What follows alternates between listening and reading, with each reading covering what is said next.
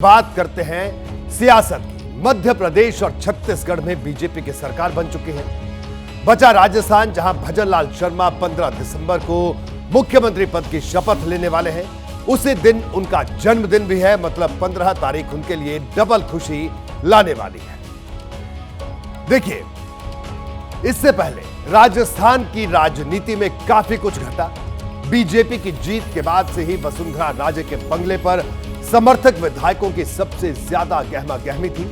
वसुंधरा को ही मुख्यमंत्री की गद्दी पर सबसे बड़ा दावेदार समझा जा रहा था। कहा तो यह भी जा रहा था कि उनकी जगह अगर किसी और को सीएम बनाया गया तो बीजेपी के आगे बड़ा संकट खड़ा हो सकता है। वसुंधरा राजे के विरोधी तो यह भी कह रहे थे कि मुख्यमंत्री न बनाए जाने पर वो पार्टी से बगावत भी कर सकते हैं। वसुंधरा ने मुख्यमंत्री न बनाए जाने का विरोध भी नहीं किया, तो उनके समर्थक कुछ ऐसा कर सकते हैं जो पार्टी को असहज कर सकते हैं। लेकिन बंद कमरे में चली 1 घंटे की मीटिंग ने पूरा सीन बदल दिया और वसुंधरा ने खुद ही भजनलाल शर्मा को मुख्यमंत्री बनाने का प्रस्ताव पेश कर सबको हैरान भी कर दिया। वसुंधरा राजे ने मुख्यमंत्री पद पर दावा भले खुले तौर पर कभी नहीं ठोका, लेकिन यह सच है कि उनके समर्थकों के एक्शन से ही मैसेज जा रहा था कि वो मुख्यमंत्री बनना चाहती है, जबकि पार्टी लीडरशिप कुछ और चाहता था। राजस्थान की राजनीति में अगर वसुंधरा के कद को देखें तो उन्हें अपनी बात मनाने के लिए राजी करना बीजेपी के लिए भी आसान नहीं था। लेकिन बताया जाता है कि राजनाथ सिंह के साथ हुई एक मीटिंग ने बीजेपी की पूरी समस्या चुटकियों में हल कर दी। कैसे, वो आपको बताते हैं। मीटिंग के दौरान बीजेपी ने वो कौन सा मैसेज दिया जिसके बाद वसुंधरा के चेहरे पर मुस्कान आ गई। दूसरा सवाल, टॉप लीडरशिप ने वसुंधरा राजे के साथ बैठक की जिम्मेदारी राजनाथ सिंह को क्यों सौंपी। तीसरा सवाल, वसुंधरा राजे आगे क्या करेंगी, क्या वो राज्य की राजनीति छोड़कर केंद्र में आने को तैयार होंगी। ये तमाम सवाल कल से ही उठ रहे हैं। ये पहले से तय था कि बीजेपी राजस्थान में किसी नए चेहरे को मुख्यमंत्री बनाना चाहती है। यह बात हम आपको इसी शो में भी बता चुके थे। फैसला तो हो चुका था, लेकिन सवाल यह था कि मैसेज वसुंधरा तक कैसे पहुंचाया जाए, क्योंकि वो तो मुख्यमंत्री के नाम के ऐलान से कुछ घंटे पहले तक हथियार डालने को तैयार नहीं दिख रही थी। लेकिन बीजेपी ने मामला बड़े आराम से हल कर लिया। इन्हें सब बातों को लेकर आज बीजेपी के एक नेता से मेरी बात हुई। उन्होंने एक बड़ी इंफॉर्मेशन दी। उनका कहना था कि वसुंधरा पार्टी के सीनियर नेता है, मुख्यमंत्री पद पर उनकी अघोषित दावेदारी भी थी, इस बात से भी उन्होंने इनकार नहीं किया। बीजेपी भी समझ रही थी कि वसुंधरा को मनाना आसान नहीं होगा, इसलिए उन्हें मनाने की जिम्मेदारी राजनाथ सिंह को सौंपी गई। राजनाथ को इसके लिए निर्देश पार्टी आलाकमान की तरफ से दिए गए थे। और आगे आपको बता दें, राजनाथ सिंह को कहा गया था कि वो वसुंधरा को हर कीमत पर मनाना उनको होगा, और ऐसे मनाना होगा कि उन्हें बुरा भी नहीं लगे, क्योंकि वो अगर नाराज हुई तो मैसेज ठीक नहीं जाएगा। कुल मिलाकर कहे तो बीजेपी में ऊपर से लेकर शांति थी, लेकिन भीतर ही भीतर बहुत कुछ चल रहा था।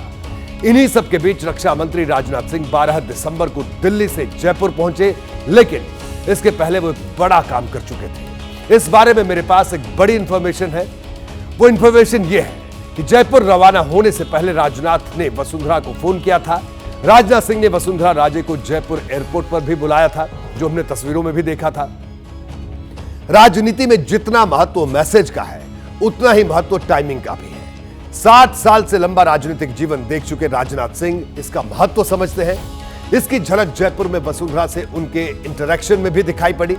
जयपुर में राजनाथ से वसुंधरा की मुलाकात एयरपोर्ट पर हुई। वहां से दोनों नेता एक ही कार में सवार होकर निकले और होटल ललित पहुंच गए, और होटल ललित में राजनाथ सिंह और वसुंधरा राजे के बीच 1 घंटे तक बैठक चली। मेरे पास इस बैठक की पूरी इनसाइड इंफॉर्मेशन है, क्योंकि यह बैठक बहुत अहम थी। इस बैठक में राजनाथ ने वसुंधरा को पार्टी के अनुशासन के बारे में याद करवाया। राजनाथ की तरफ से यह भी बताया गया कि उनके पास एक लिफाफा है जिसमें अगले मुख्यमंत्री का नाम है। वसुंधरा को यह भी बता दिया गया कि शायद पर्ची में वसुंधरा का नाम नहीं है। वसुंधरा ने कहा गया, उनको यह भी कहा गया कि अगले मुख्यमंत्री के नाम की घोषणा अगर वसुंधरा करें तो यह बेहतर होगा, इससे अच्छा संदेश जाएगा। मुझे बताया गया कि पार्टी ने राजनाथ सिंह की बातें सुनकर वसुंधरा राजे चौंक उठी। वो कुछ बोलना चाहती थी, लेकिन राजनाथ सिंह ने उन्हें इसका मौका ही नहीं दिया। राजनाथ ने पार्टी से उनके वर्षों के रिश्ते की बात की, पार्टी को आगे बढ़ाने के लिए किए गए उनके काम भी याद दिलवाए और पार्टी की स्थापना में वसुंधरा की मां राजमाता विजय राज सिंधिया का योगदान भी बताया।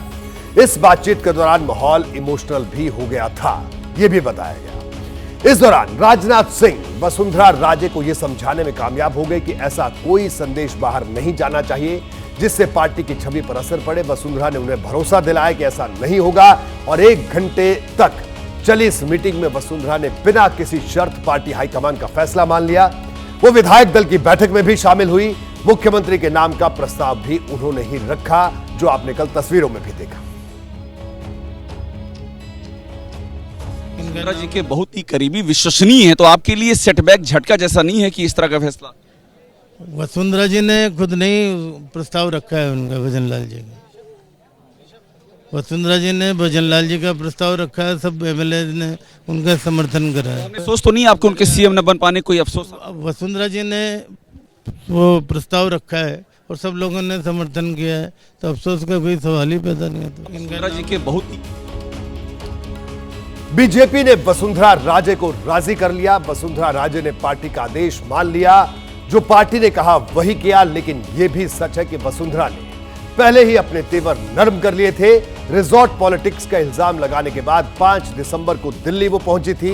दिल्ली में उन्होंने बीजेपी अध्यक्ष जेपी नड्डा से मुलाकात की थी और जब वो दिल्ली से लौटकर जयपुर पहुंची तभी से ये संकेत दे रही थी कि वो आला कमान के साथ है।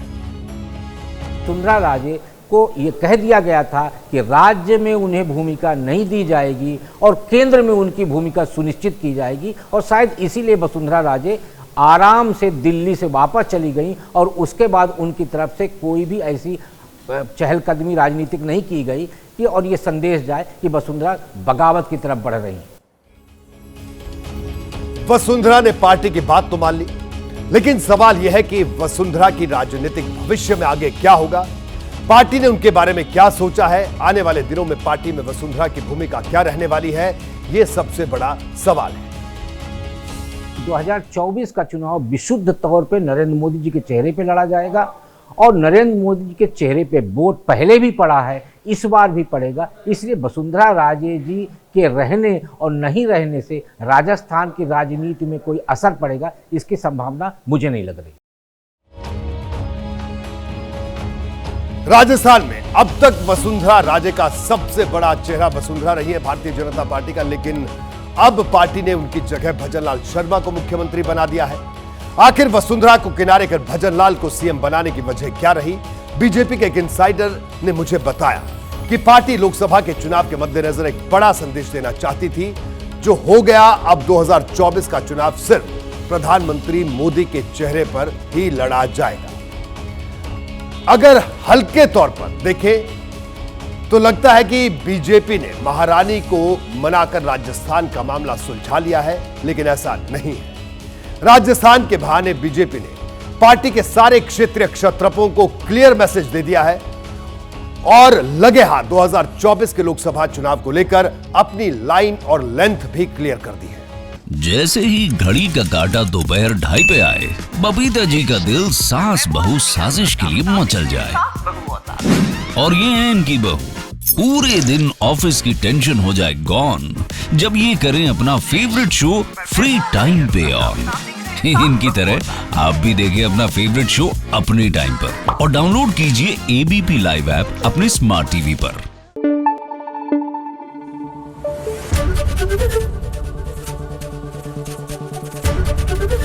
एबीपी न्यूज आपको रखे आगे।